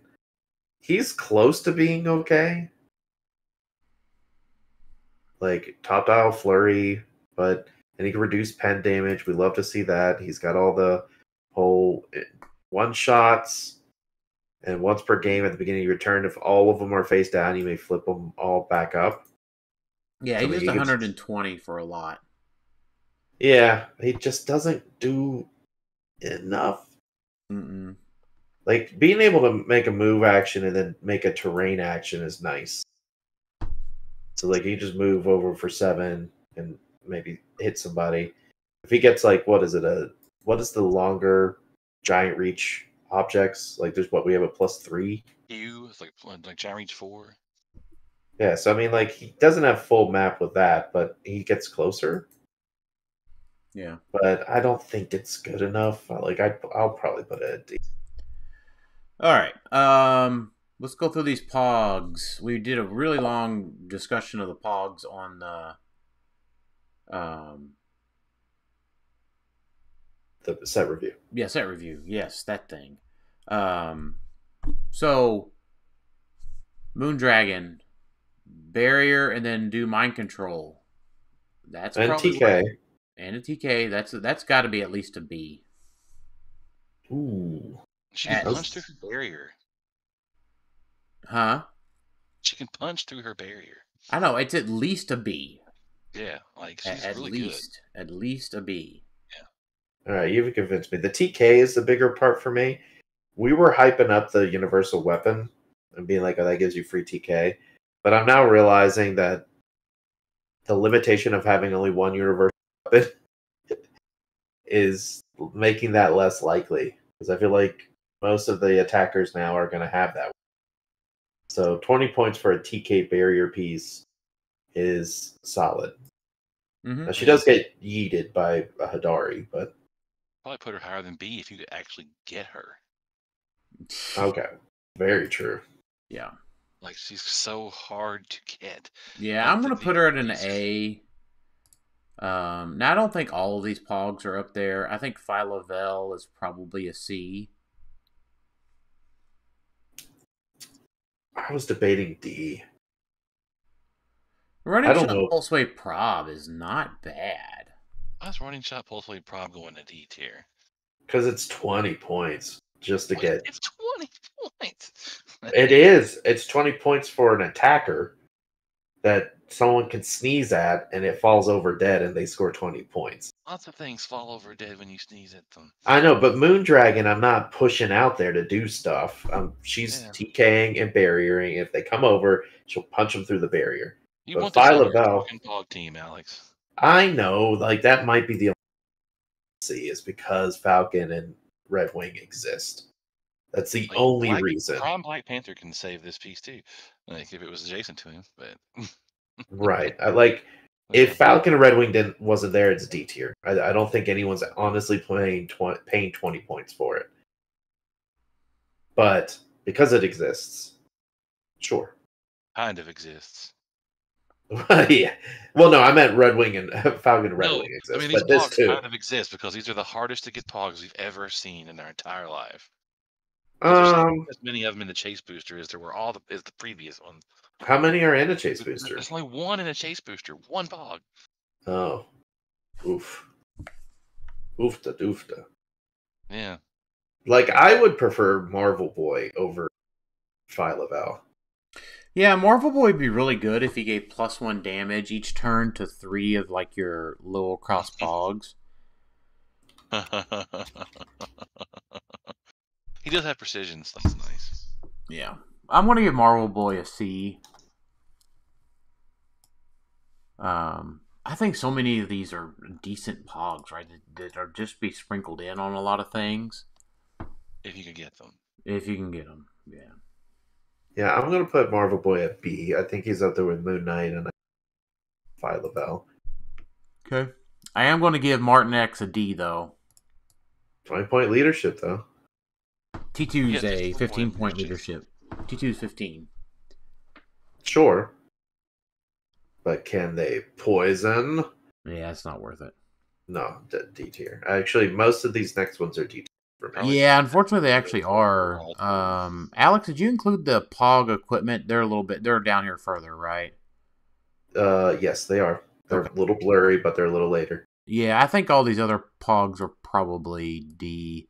Except for Mary. Something about Mary was decent, right? No. Finalize the roll immediately. No, never mind. That wasn't decent. That wasn't good, I don't think. Selma Staten is one I would put in C tier just because she can be assigned equipment. So, like, you never know. With some equipment we have, being able to just give a Pog equipment, that's unique enough to put in C tier for me. But that's about it. Yeah. Legacy M10 Iron Man. Not as good as he used to be. He can get 6 damage, though, right? With his divert power that you'll never see. It's on click 3, 6, 7, and 8. He ain't as good as he once was. Nope. But he's as good once as he ever was. Well, unfortunately not, but No, definitely not.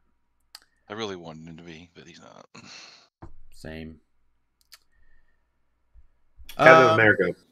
Captain America. Man, I think it's a C. Yeah. It's a D for me, yeah, because I'm not a Pog guy. Well, he does make a free ranged attack. So he just makes a free attack. That's not terrible. Yeah. So, like, you make all the Pogs, which I know once per game, and opposing force has more characters than you. So, less likely to happen because we've got collector teams out there. But he makes good Pogs. Like, they're all really, like, I think each one is good. I mean, he hits pretty damn hard. Yeah. And he's good a marksman, so he gets free trick arrows. And he's got, like, a pseudo Scott Porter thing. Friendly characters with Avengers TA modify their defense +1 for each friendly character with Avengers TA adjacent to them. So like he's good. He's a C tier for me. I don't think he's higher than that, but he's good enough to be played. He could attack like 3 times basically. Mm-hmm. Too many points, not trickier. Too many points, not enough defense. He's a D tier.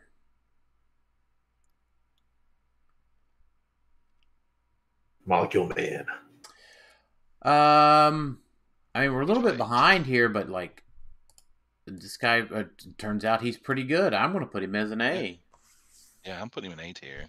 I to my point, I'm pretty sure on the podcast I said I liked him a lot. Like mostly the free action thing. I mentioned earlier Yondu, I think is the best Yaka arrow. I think Man might be. Yeah. Just being able to just both point values, either one. Yeah, I think 75 is probably, and being able to free action twice. He's not super easy to KO because he reduces pen damage, and he's surprisingly an attacker, like a decent one. Yeah. Mm-hmm. So that's all very good things. So I like him a lot. I think you'll see him on a decent amount of teams. At 25, I just see it at Jason at 25 because you can put out the barrier markers and then he could just shoot through them. Mm-hmm. Yeah, I mean, just cheap barrier. I mean, nothing wrong with that anyway. Yeah. No, I like him. So, I really do. And he's one of those legacy characters that probably everyone has. Yes. I mean, keep in mind, he was a $40 rare at one point. Yeah. I like that they've just continued that. They're like, hey, legacy card, guess what? You like that spent $40 on that rare? Well, this one's pretty good. Mm-hmm. And it's a completely different kind of Molecule Man. Like, I think that's awesome. They took a dial built for how he was before and said, okay, no one ever played him at top dial before. Let's reverse that this time. And let's make him very playable at top dial. All right, Captain Marvel, super rare. How low can she go? How low can she go? Below D tier? Definitely D tier, though. Yeah. How low can she go? How low can she go? Okay, but what about Nick Fury? He's a B for me. A B? Yeah. Interesting. Too many free actions. He is someone who can, like, funny enough, like, he is the collector nemesis in this case, right? Because he's not unequipping, because you can't unequip collector's stuff, but he just says you can't use it. Right.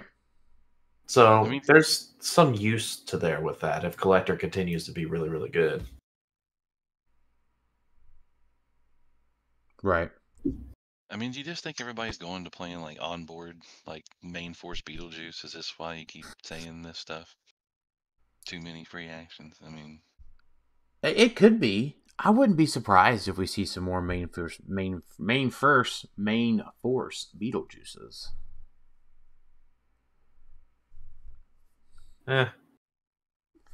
I think we'll see definitely more sideboard brought in Beetlejuices. I don't think we will because Chair Panther will be everywhere and he's just going to keep that shit in check on the sideline.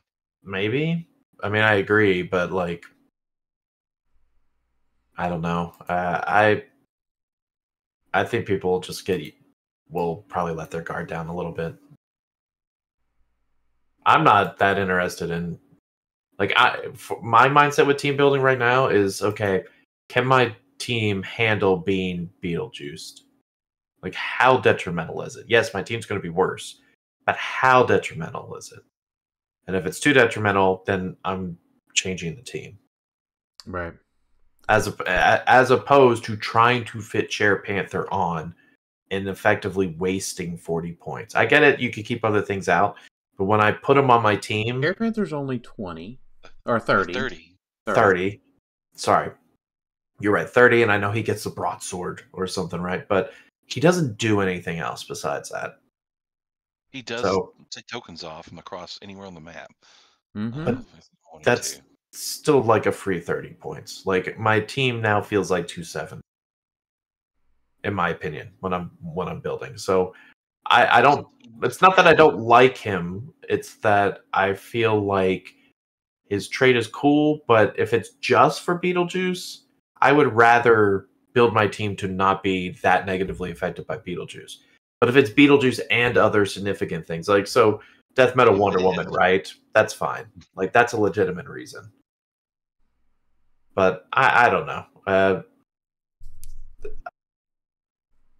I'm not completely sold on Cher Panther. I think he's great. I don't try to fit him on if I don't have to.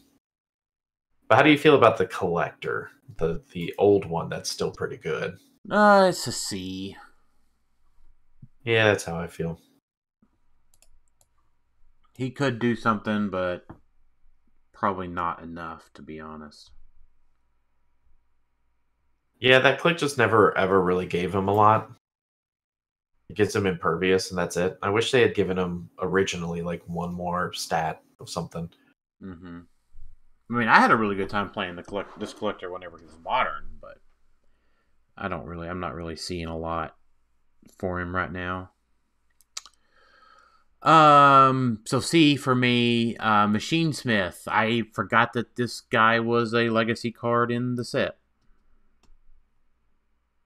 So, but that he's a D. Yeah, I agree. Yep.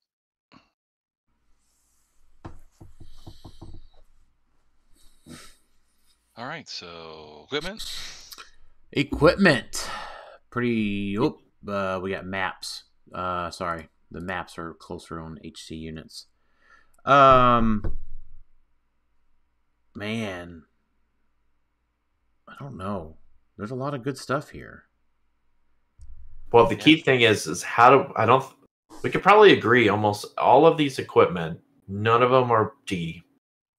No. Yeah, so But I just- think without having to go into each one, none of them are D. I think we should go through each one. I think it's separating them into S and A and B, honestly. Yeah, so here's the thing. I want to talk about which ones do you think are a B? So are we saying B is the lowest here we're going with the equipment? I don't see anything lower than a B. Cosmic Yeah. Cube. I don't think any of these are lower than a B either. I think you're right. Cosmic Cube goes into B. So I'm going to go ahead and put it into B. I agree. I can agree with that. I like it on Molecule. I agree. I'm with you. I think Yaka Arrow is maybe too finessey and goes into a B. It's also very expensive, but it is cool. Agreed. Okay. So let's talk about that was the lowest. Let's talk about the highest. So Universal Arrow is the Universal Weapon. Universal Weapon. Yeah, sorry. That's an easy S, right? Arrow, where's that one at? I didn't get that. Sorry, my bad. So Universal Weapon, definitely an S. Bloodstone, definitely an S. Yeah. I'm putting an A. Okay. I'm going Crimson Gem. Did I miss? Oh, sorry, I put the Bloodstone. So I used the wrong thing. I don't. I'm putting Crimson Gem in the S tier as well. I am. Hold on. I think I did this wrong. Bloodstone in the S. I think I've clicked on something wrong. I don't see the. Crimson Gem looks like a screw. Yeah, so I've got the Universal Weapon, the Screw, Crimson Gem, the Diamond Bloodstone in S. I've got the Yaka Arrow in B. Okay, I misclicked the Cosmic Cube.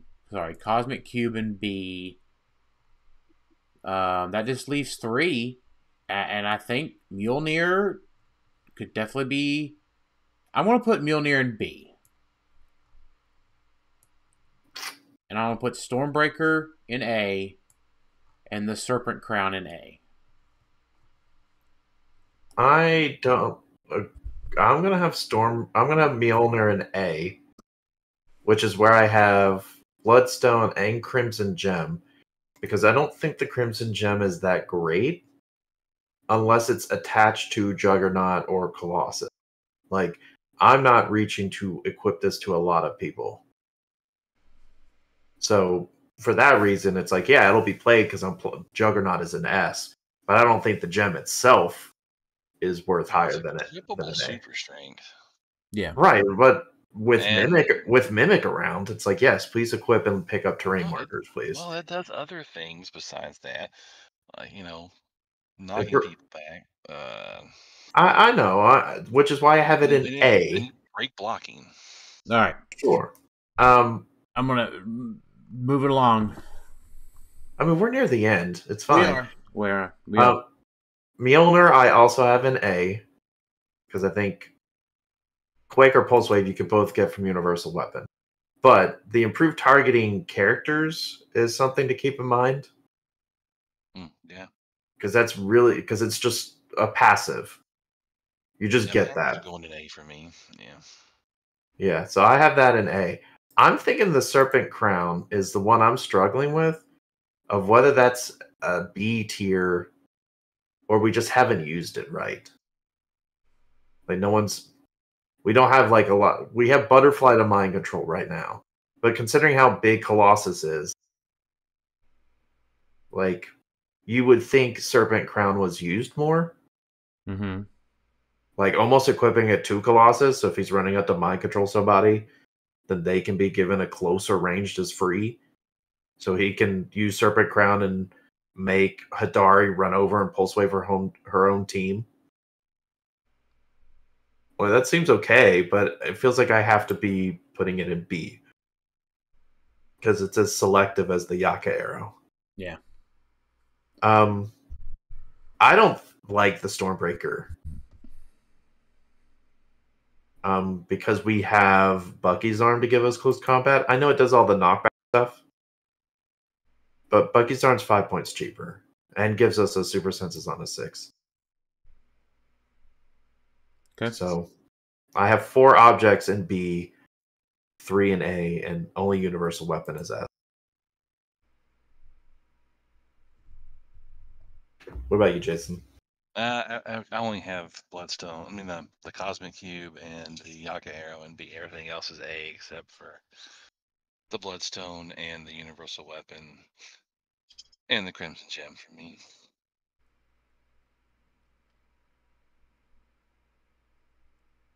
Then we got what? Pog equips? Yep, Pog equips. Yes, and they're a little blurry because that's the only way I could get it. But yeah, I'm with you. So Flying Carpet, I think for me, these are going to be beyond hard to get, but that doesn't really so hard. I think I've got them all. I think they're all in B, but the Biogram Image and Chameleon Flute are in A. What about you, Jason? I just think they're so hard to get and expensive to get. You're just not going to see much of them. Right, but remember, we have the old adage of saying a competitive player is going to get the pieces they need. Yeah, I know we regardless. Say that, but these are on a different level. I mean, people have spent some money on stuff. I'm waiting for people to start counterfeiting these. Well, they're just not. There's just not that many of them out there. Like, yeah, just physically, they're just not. For now, we don't know. I mean, we don't know WizKid's plan. I mean, what if at Adepticon they start chucking these bad boys at BRs? If they do that, I'm just gonna fucking kick myself in the ass for not going. But right, but that's like how to drive people to these cons to be at WizKids to start chucking these bad boys out there. And we couldn't really complain because they're making them out. Like, that would be the smartest moves WizKids could do. That would be fantastic. I'm not saying that's very likely. You're sitting there, you're gonna be playing for like they're giving these chase boosters away as prizes out here, and they're not going to start chucking these out for free. I think they could. They could just throw the most easiest productive thing they could, like lowest cost thing they could ever make to be so desirable, right? A stupid little token, and they're like, people, these are worth like hundreds of dollars to these people. So we could just drop one at a table and they would be thrilled. And it costs us $1 to make. I still think so. You'll be top 16 at Worlds this year, and you still won't get any. So. No, I don't think so. But I'm going to grade. These things are going to be wild and be expensive. But if you need to get them, you're going to get them. There's no doubt. Yeah, so I'm ranking these regardless, and just assuming, like Dan, what you just said. If you need them, you're going to get them. Yeah. So I agree. Flying Carpet, Ethereum, Vandarian Wand, like all of those are B tier. Cosmic Viewer is interesting. You said Biogram Image was the one that you have. That's the shape change one. The shape change one and the wild card one. Yeah, both of those are definitely A tier, if not S tier. Yeah. I'd probably put the Biogram Image as S tier and the Flute as A tier. And then the Shield as a B. Yep. That seems fair as far as their abilities, yeah. I agree. All right. So are any, so we go into one shots, are any of the gym one shots above a D? I think all the one shots can't be D's. These nuts. No, a D, because they all do something unique, and you can have a character that, like, I think they have to be C. I think most of the gems are C's. I'm putting all the gems at D.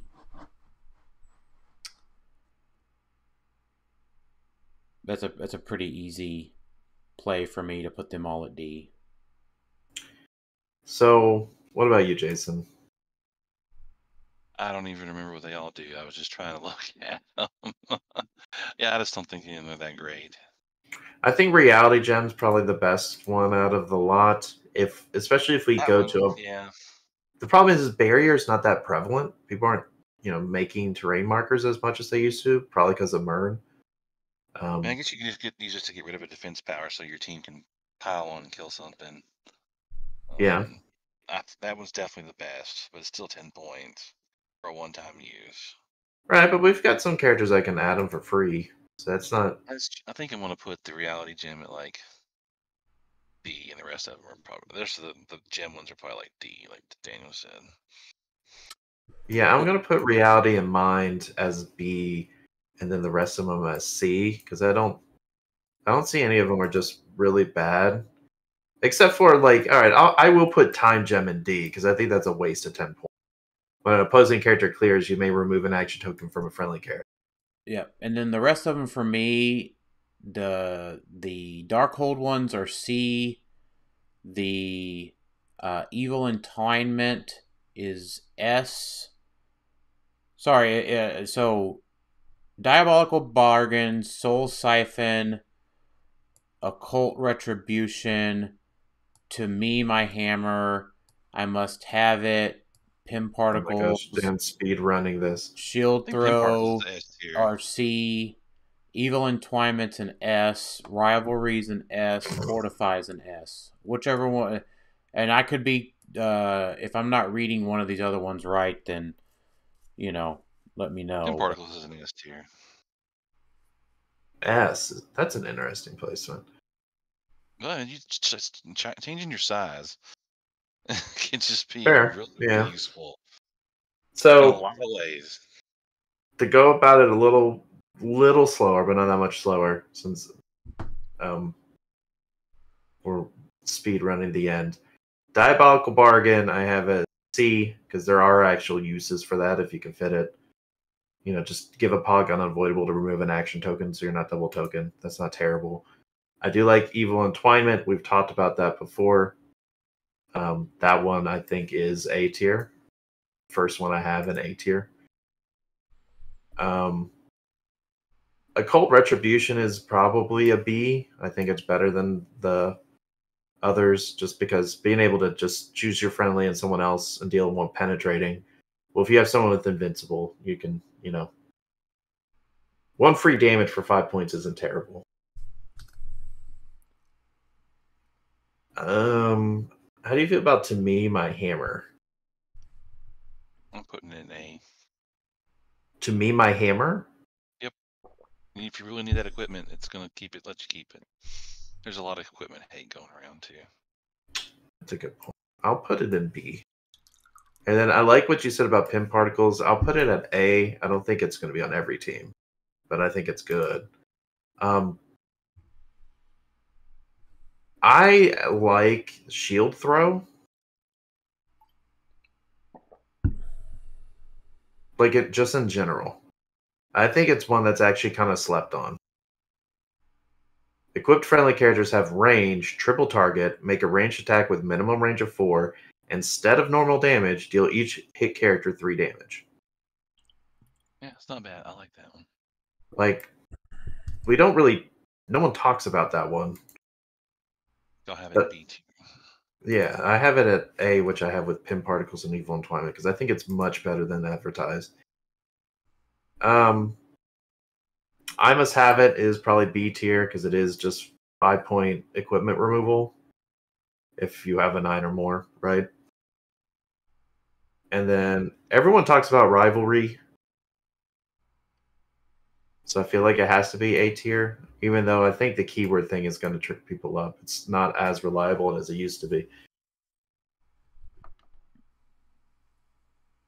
And then finally, for Fortify, I think that has to be A tier as well. For me. So, like, the only D tier gem or D tier one shot I have is Time Gem. That's about it. Everything else is split between A and C.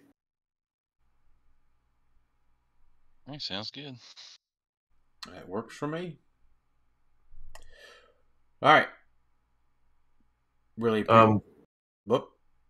Real quick, I know we got to go, but let's read out the S tiers because we usually do that at the end.